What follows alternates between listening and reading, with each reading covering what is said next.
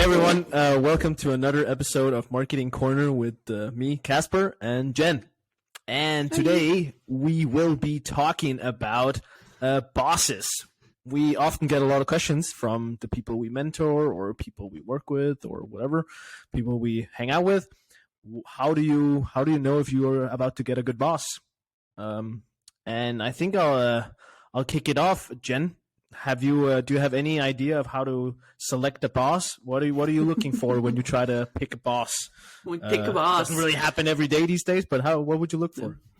Well, I think I think this is a really interesting topic, and it's been coming up more and more, especially with kind of the Great Resignation that they're talking about. You know, people are looking for better hours, more flexible work situations, remote and things like that, and I think ultimately people are looking for a place where they're going to be empowered and supported emotionally, as well as, you know, financially and things like that. So I think in general, it's important to have a manager, a boss who trusts you. I think for me, the only times I have been unhappy in my roles is when I have not been trusted to do what I was hired to do.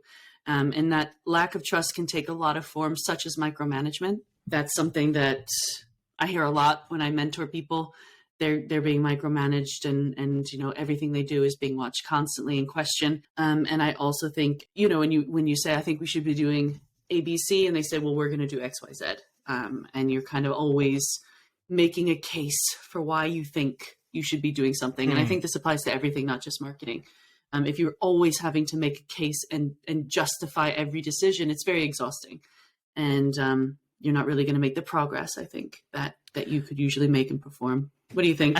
I think an interesting distinction you bring up here is also like marketing is also a field, because marketing is a lot about creative freedom, right? Like if you come back to the core of what we do in marketing, well, we invent creative ways to make people aware of the companies here and we have good products that they can buy, right?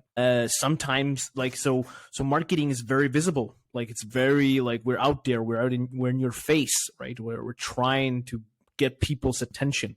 And sometimes because we do that, we test a bunch of different things, right? And these things fail sometimes, right? If you can't take that into account and you have someone who micromanages that, then typically you don't test as much. And so that means you fail less frequently, but failing less frequently is not necessarily a good thing. So micromanagement is very high on my list of things to avoid.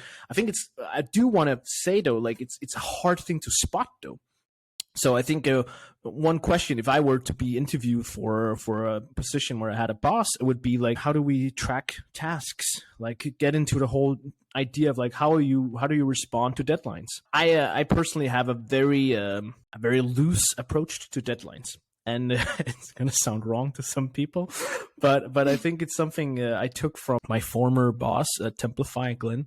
Because in the beginning when I started, I was very like, oh, we have a deadline, we rush, get it done.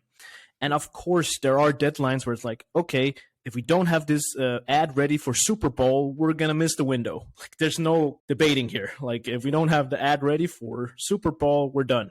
So sometimes, yes, you have deadlines that are very harsh, right? But my point is, typically, a lot of the other deadlines are something you set internally. Once you've set the deadline and you both looked into each other's eyes, I do a lot with the people I work with, the people below me and above me, that I say, hey, here's can we have this done by this date? And we both look each other in the eye. Yes, we can do that. Okay, cool. Then it's set free. Like, okay, cool. Let's get there. And let's get to that point. And if we can get to that point, then I don't care how we get there. And this comes back to your trust point. That's kind of where I wanted to allude to. Like, if you trust people that they will get there, then I don't care how you do it. We just need to get there, right? Like, we agreed we need to get there. So you trust. And then I don't micromanage along the way, like, at all. Like, you can do whatever you want. You promised to deliver this thing on Monday. I will have this thing ready, and then on Monday we meet, and then we compare notes or whatever, right? So to get back to that point, I think you wanna ask into, like, if you're testing for this under an interview, you wanna ask, like, how do they deal with tasks and deadlines? I think that's a good question, and I think that's something not all leaders have a good answer to, which makes them think about how they actually do. Maybe I think that's a really good point. I think, you know, in interviews and things like that, one of the things I do like to ask is exactly that: how do you deal with KPIs? Are you with me every step of the way, or are you going to say, here's where you need to be by this date, and while I can check in with you at certain milestones, it's up to me how we get to that point? Or are you going to be breathing down my neck, asking me constantly, and I don't exactly frame it like that, but, to get an idea of what is your leadership style? I think that's a very important question to ask the boss that you're going to have. When you're in an interview, remember, you're also interviewing them. You're seeing if this is going to be my place. And right now, there's a lot of opportunities out there for a lot of different positions. So I think you can be in a better position to really find a place that suits you. So ask them, what is your leadership style? What is your management style? What would people say about you as a manager? And I think these questions are good to the hiring manager, to reflect. What will people say about my management style? And that will give you a good indication of how much authority you're going to have and how much you will actually be empowered as opposed to kind of micromanaged. Exactly. Like fundamentally, I think you need to find someone who just believes in other people. Find a boss who believes that you are good at what you do and you need the space to do what you're good at. Mm-hmm. Like that's what I'm looking for, and that's who the people I want to work with, and that doesn't change if that's the boss or anything different. So find people who believe that you are good, not just trying to fill some shoes. They're trying to give you the room to fill the shoes the way you want to fill the shoes. If that makes sense, that's the best anecdote I could do. But it's more like I think there's a lot of people who strive and like they go for the job title. You shouldn't pick job titles. You should pick who you're working for, right, or with. I think that's the important part. One thing I want to catch on to, like you brought up, is actually one thing I would catch on if I were interviewing today is metrics. So, and you brought it up yourself. So ask the question of like, when do you think I am successful in the role I'm applying for or what we're working with here? When do you see me as a success? And if they can't answer that clearly, then you actually have an indication that they don't know necessarily how to guide you and how to lead you. And I think that's a problem. And that's a good question to use for the interview phase or for when you're generally like just chatting with your boss. Like, hey, do you think I'm successful? Yes, you're good. Okay. How do I get better? Right? Like if they can't answer that, then you have a problem too. I think that's a really great point. Yeah. What does good look like? And one thing I also always ask is, what 3 things do you want me to accomplish in my first 3 months, 4 months, 5 months, whatever that might be? What would a good first 6 months look like for the person holding this post? And if they're not sure, then that should raise some alarm bells. But at the same time, if they're like, well, we want a new website and we want to go viral and we want to appear in top tier media, they also might have a very unrealistic view of what you should be doing and don't really understand maybe what is needed to get to those points. So I think asking those questions of what does success look like and how are you going to measure me on my performance is a really good thing to ask. I talked to a person not too long ago that was talking to his CMO, and the CMO, when that person asked what's the vision for marketing, and then that CMO couldn't answer that after having been in the role for like a year or something at least. I think that would be a danger sign too, and that's kind of my point with this is that you need someone. I don't believe it's not always crucial. You can have leaders who are not necessarily visionaries or super visionary. But in marketing, I think it's a little bit more important than it might be in some other fields. So when somebody asks me, what's the vision for United FinTech? Well, I would be able to answer that very clearly, or maybe not the same sentence every single time. I can live with that. But, be able to formulate and say, like, this is where I think we're going. Because at the end of the day, your boss is your captain. Like, it's the captain on the ship. And if he can't tell you what direction he's going in, then you're probably going to find the road to be a little bit bumpy, right? And I think that's something I've learned in my career, that if I'm the people I'm reporting upwards, if they can't tell me where we're going, that's an issue. And doesn't mean sometimes you report to people who are not, we'll get to this point maybe a bit, who are not marketing experts, right? So it's not like, I don't expect you, we're going to introduce conversation ads on LinkedIn and we're going to do this like email blast.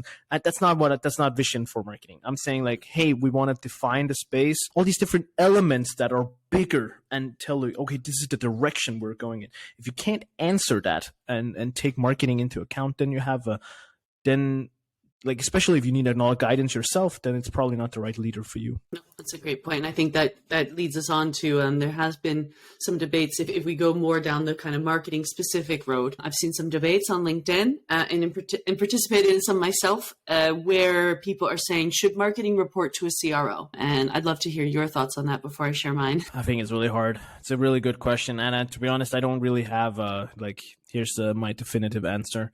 Personally, I think marketing deserves its own seat at the table. In this day and age, marketing is such a crucial part of everything you do that it deserves its own full attention. Can it be done by reporting to a CRO? Personally, this difference between a CRO and a CCO, Chief Commercial Officer, and Chief Revenue Officer is so minuscule and so hyped up that I don't really buy into all of that. Yes, is there a difference? Yes, but is it big? No, not at all. Let's disregard that. And essentially, can you have a CCO? Yes, absolutely, absolutely, and that can work. We had that at Templify, right? Templify didn't have a CMO until a year after I left or something. So yes, and it can work just fine. But you need your CCO to get marketing. Because otherwise you end up in a situation, which is what happens and what you're probably alluding to, right? 90% of cases where it's like, hey, it's a sales leader who also happens to have marketing on the side. And that's just a problem. And it's just it just leads to so many bad decisions. Personally, I believe a CMO should be introduced way earlier. But of course, I'm marketing biased, but I also believe marketing is such a big part of the picture these days, right? Mm-hmm. Come on, it's the biggest revenue driver and it's also the biggest spender. Why is it we're not putting marketing at the forefront of what we do? I'm not saying is the product not important? No, of course the product's important. And the same with sales. Is sales important? Yes, if it's a sales organization, it's really important. But so is marketing. I think the reason it's not, and it hasn't been for a while, is that the CMOs of the past, no hard feelings, have not been good enough at expressing what they're worth to the company, why they deserve the seat at the table. And now it's up to us, the next generation, to prove that we deserve the seat at the table. I think it's and you bring up a really good point. And I personally, I don't care what the title is. They just have to understand marketing. I think that's the important thing. And you mentioned that. I don't care if you're a CRO. I don't care if you're a CMO. I've seen CROs who have a very heavy marketing background, and that's wonderful. But I've also seen CROs that are very, very, they're basically sales leaders who have been promoted. And while that is good for the sales organization and understand the importance of driving revenue, marketing, as you said, and inbound in particular, is so important in driving revenue, but it's so misunderstood if you are only focusing on pipeline, immediate pipeline, quarterly targets, and things of that nature. Marketing is driving things. It can be very long tail. It can take a very long time to get things done, grind, as right? long as you're exactly. And you're absolutely right. I think maybe CMOs in the past have fallen by the wayside because maybe there hasn't been this focus on revenue generation. And this is something we talk about in a lot of episodes, that marketing should aim to generate revenue, but it can't just focus on low-hanging fruit demand capture. You have to generate that demand, which we're going to talk about in another episode. But, marketing is so much more than conversions, demo signups, free trial signups. There's so much more happening. And I think I completely agree with you that when you are coming up with a product, you need marketing to figure out the market. You need marketing to figure out. Marketing is not just distribution. Marketing is also feedback. Marketing is also insights of the market.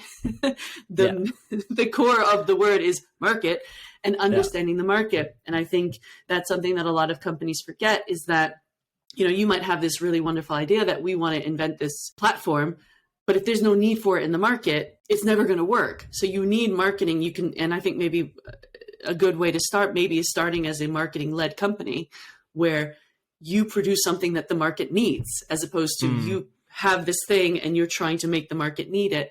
And then through marketing, you build the sales cycle, you build the product, you build everything out, and you can kind of transition as you grow. I think, and I think what you're kind of alluding to a little bit also is the core thing I learned in business school when I was a kid. A while back, when I was a kid, back then, is 10-year-old Casper in business school. Yeah, it's the story of the 4 Ps, right? The 4 Ps: product, price, promotion, and place, right?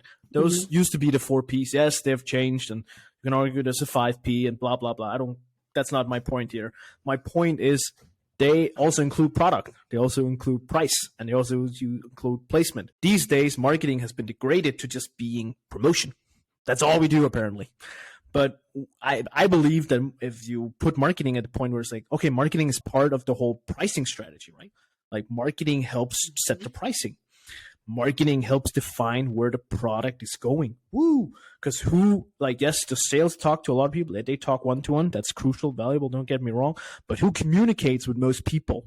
That's by far marketing. So they're also the ones that have a pretty good vibe of where everything's going, right? And who is doing marketing research? Who's looking at the competitor landscape? Exactly. Who is looking at features should be doing that, right? Like USPs and things like that. It's marketing. Yeah. And design and as wrapping, long as marketing, right? as long as marketing is being used the right way. Exactly. If marketing is being used the right way, marketing can have a hand in all of this.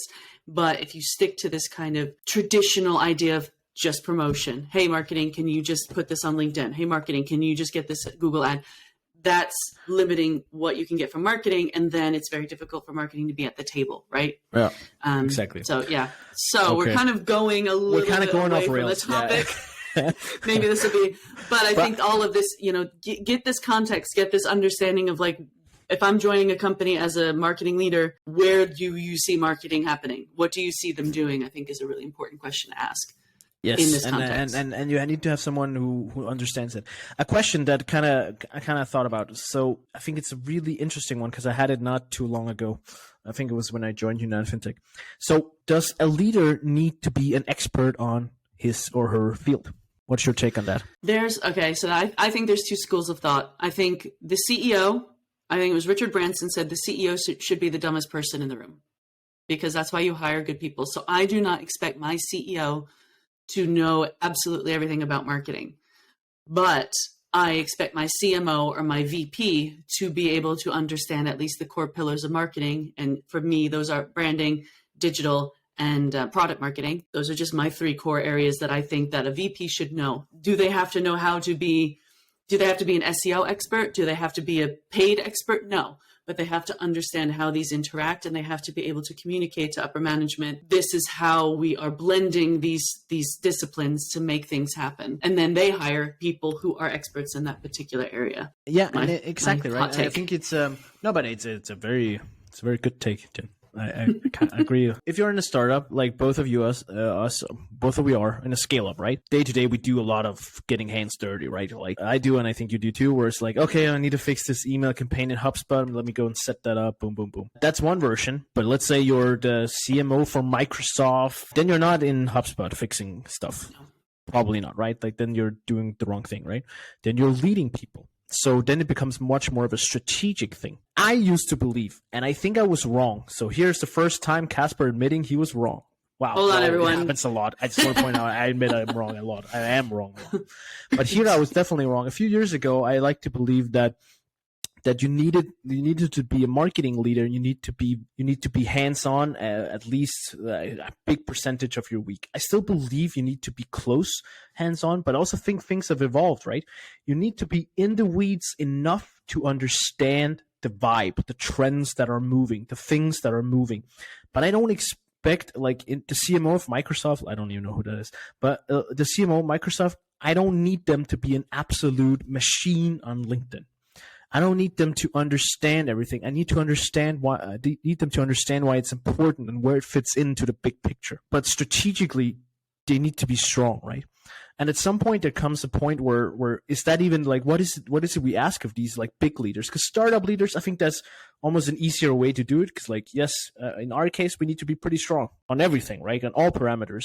Where we don't need to be as strong is people management, right? Because do we need to be strong? Yes, I have a team, but I don't have 500 people under me, right? Because then that's people management really hardcore, right? Like CMO of Microsoft, they're probably even more. So suddenly you're managing 500 people. Whoa, okay, how do you do that? Then it's not about being sharp on technical marketing anymore, like I am and you are, right? Like we're both pretty technical marketeers.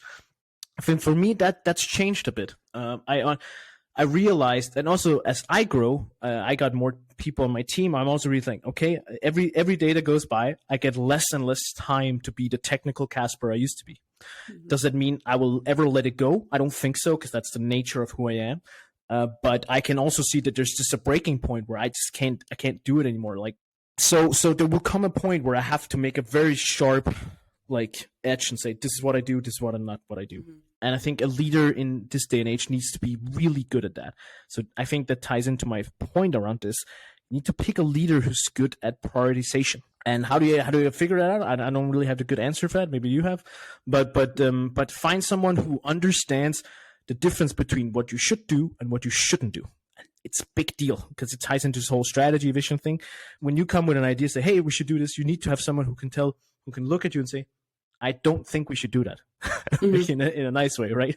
Yeah. But explain why, but understand why it's not where you need to go. Because if you have a leader who says yes to everything, it's a mess. You'll get nothing done. Like, yeah. I think for me, that brings up a really good point, because for me, when I became a director, it was something I had really wanted, but it was quite a wake-up call, because I went from digital marketing manager, where I put my headphones on, I shoot some ads out, I look at my ads, I look at my platforms, and I'm just listening to music, doing my thing, beep, boop, beep, boop, beep, boop, boop, doing my ads, job done, 5:30, 5 o'clock, whatever, thank you very much. As soon as I became director, that completely stopped. I was not in Facebook Manager or, Ads Manager. I was not in the Google platform. I was not there. I was doing sick days. I was sitting in on strategy meetings. I was on onboarding, and I was in, go-to-market strategies. And I like that strategic side. So I think there comes a time where you go from tactical to strategic. And it depends on the size of the company. And you and I are very technical marketers. We have been one-person armies. We have been this the small team where you do everything. Yes, so that's why we have that, which is really good. But eventually I get to the point where I'm like, I can't do this anymore. I can't be running ads and sitting in on HR meetings, and so your responsibilities shift. And I became more of a people manager than a digital marketing manager. And that was my new job. So my job was then to sit at the table and try to help with the strategy, understand where people, where C-level want to go. How does that translate to marketing? And then how do I take the marketing performance and translate that into a way that C-level understand, or that the executive team can understand? And I think you have to be able to say no. And that's something that I had really had to learn in my career, is you have to say no. And you have to sometimes say to people what they don't want to hear, whether that's your team going, hey guys, I know that you've been working really hard on this, but there's been a change in strategy. We have to change focus now. Or saying to upper management, sorry, no, that's not going to work. Or if you want this, I'm going to need A, B, and C. It's a brilliant point, right? And I think that ties in. I have 3 points on this, so I think it's excellent, right? Because I recently had a debate with some of my, or a debate because we all agreed. But I think my take is also like, be careful with being the best friends with your boss, and or if your boss being best friends with your team. Or or someone, because like favoritism is a thing, right? Like, and you don't want that. And so I've always been I can, as long as I can still I love my team. I'm like, hey buddy, fist pumping, what up? How's it going? We talk about everything, right? But I'm also 100% aware that at some point, if it has to come, it doesn't have to, because I love my team. They're great. Hopefully I don't have to ever, but I'm not afraid to take the hard talks. And we have to be able to take the hard talks as a leader. So what you're looking for, go back to in a good boss, is someone who's your friend and someone who's on your side, but who's not afraid to tell you when you're not doing the right thing. So if it's your best friend, you might be a little bit hesitant. If you notice that, then it's a problem. As a leader, that's something to flag, right? Mm-hmm. And I think what my point was also, I wanted to make. It goes back to the CMO Microsoft point. My former C-level from Templify, Rasmus, he told me once something smart I really liked once. His job was to be reachable. I remember I was thinking about that's pretty good actually, because he was the manager of 120 people or something, right? So his calendar is fully packed all day, but he always tries to seem he's reachable. You have to feel that you can reach out to him and get to him, because he can't be everywhere. He can't talk to 120 people in a week. It's not happening. Can't happen, right? So he has to give the impression and be reachable. That's you can always reach me, and give that impression and give that feeling. And then, of course, he always does that. And I remember specifically, I didn't do it much, but I would when I needed him, he would be there. He would be I'd be like, hey, Rasmus, can you find the time? And he's like, I'll find a time for you. Give me half an hour. That's something I took with me, because sometimes people go like, oh, Casper, you're all packed today. And I go like, is it important? Do we need, yes. Okay, cool. I'll make it happen. Yeah, I don't know how. We'll do it over lunch, or I can pee and you can stand outside and I talk while we pee, or whatever. Like, I'll make it happen. I've also seen leaders where they feel unreachable. And then you start distancing yourself, and you're afraid, I can't, like, this guy's super busy. His calendar's completely full. I can't interrupt him. He's too busy. If you get to that point, then you create silos. Yes. You create mistakes. And then you get miscommunication, and it spirals out of there, right? Yeah, I think that's a good point. I think, we're running a little bit over time, but good leader for me, what I look for is someone who is knowledgeable of the area, knows big picture what needs to happen, has the patience and understanding that marketing does not happen overnight, what needs to be invested in to make it happen. Someone who is reachable, but not my best friend. I don't want to be best friends with my boss. I want to have a good relationship, good working relationship with that person, and be able to say no. I also would like to find someone who does not need to be the smartest person in the room. And I have worked for people who need to be the smartest person in the room when they're not.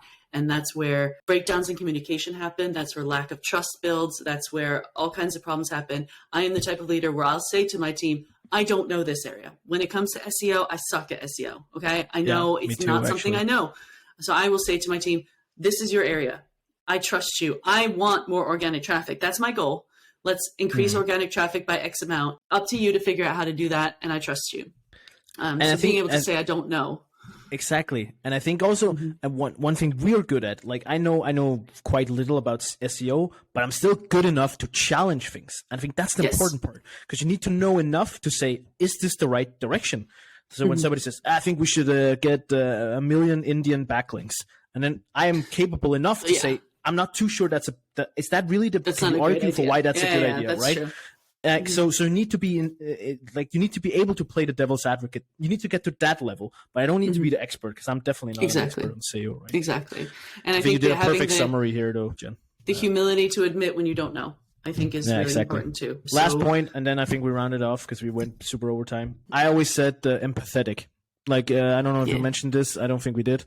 So I have it here. Like, empathetic is just important, right? Like, you need to have empathy for people. Like, my wife literally brought it up the other day. When somebody is not, let's say somebody's not there for the meeting, you don't start by saying, hey, you should be here at the meeting. You say, hey, are you okay? Is anything happening? Okay? Is there a reason you're not at the are you okay? Right? That's the question. Not like, because then they can say, hey, it's because X, Y, Z. Usually, if you trust people, then there's a reason they're not doing what you expect of them, right? Yeah, exactly. And that also, I know we're going over, but that brings up a really good point, is I think for a long time, empathy doesn't get the respect it deserves when it comes to leadership styles. And I think that COVID has shown us, and lockdown and all of this has shown us, that the importance of empathy over everything. And that was something that I learned with my team, that empathy builds trust. If you need a day off because you're just having a really tough time, I'd rather have you take a day off, come back at 100%, than power through at 60%. And I trust you. I trust you to tell me. And I think that that leads into, again, being trusted by your boss. And part of the great resignation that we're seeing across the world is people are sick and tired of working for non-empathetic leaders. I think, exactly. So I think that's a really great point, that empathy is really important. Let's end on that note. Don't go for non-empathetic leaders. And good luck out there. Know your worth. Know your worth. Take care. Find a good boss. Right. Bye. Bye.